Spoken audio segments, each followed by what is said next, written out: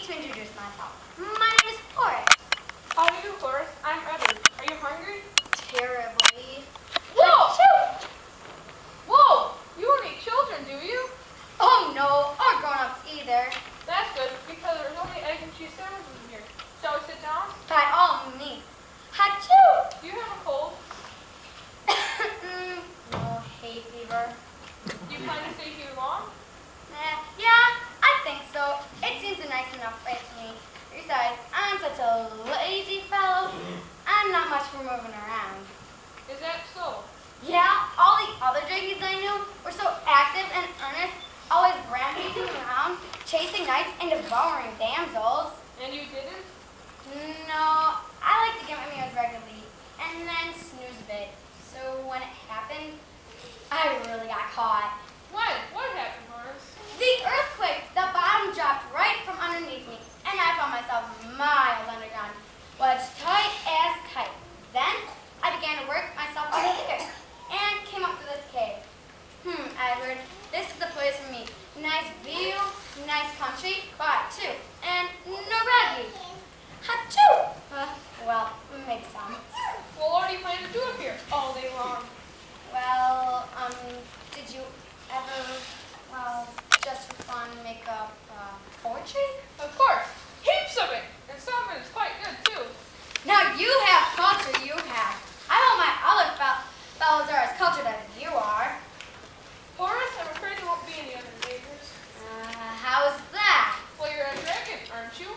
Yes, and I'm mighty proud of it. But being a dragon makes you an enemy of the human race. Don't have an enemy in the world. Too lazy to make them. And what if I do read them my poetry? I'm always ready to listen to theirs. Oh dear, you don't understand. When the others find out about you, they'll come after you with shovels and pitchforks and all sorts of things. Why? I haven't done anything to them. That's not the point. The way they see it, you are a scourge and a pest, and they must get rid of you.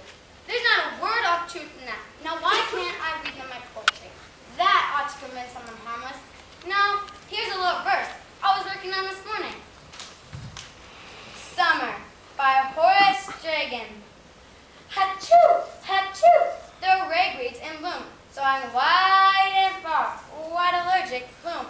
How lavishly it pollinates the breeze, and how lavishly it makes me sneeze. Achoo! Well, Edward, what do you think of it? Well, it's certainly unusual. Yes, isn't it? Welcome, fair damsel. Selena, you did come back.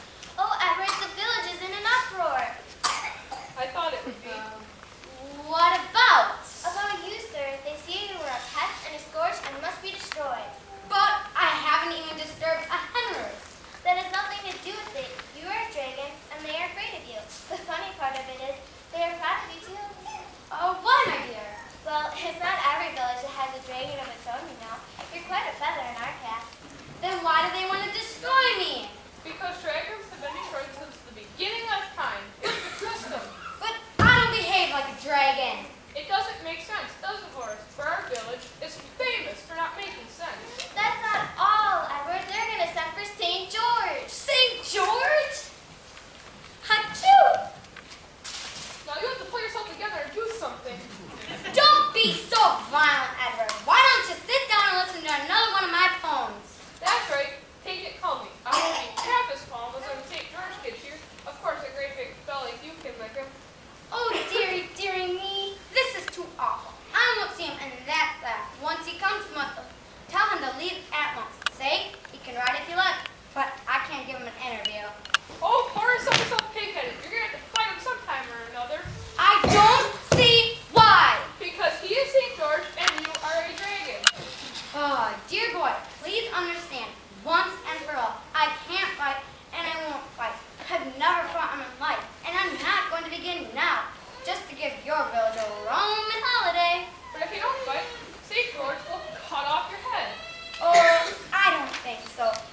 Edward, you are such a good manager. I leave this entirely up to you. Now, if you will, please excuse me. I should get back to my writing. Thanks for all the sandwiches. Or something indeed. Horace treats the whole affair as if for an invitation to play for fair. Come on, let's go home.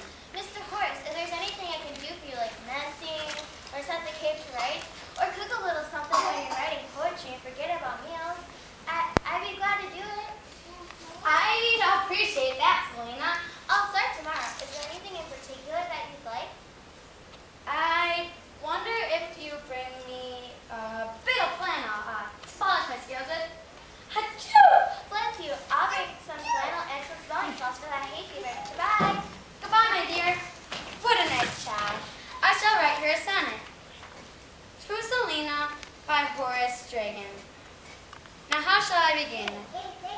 Selena, with her braids and calico, is fair far than any flower I know. So sweet as she, this dainty shepherd's daughter, I blush to say she makes my big mouth water. Oh, what am I thinking of? I can't be a damsel with the following dragon after all. Oh,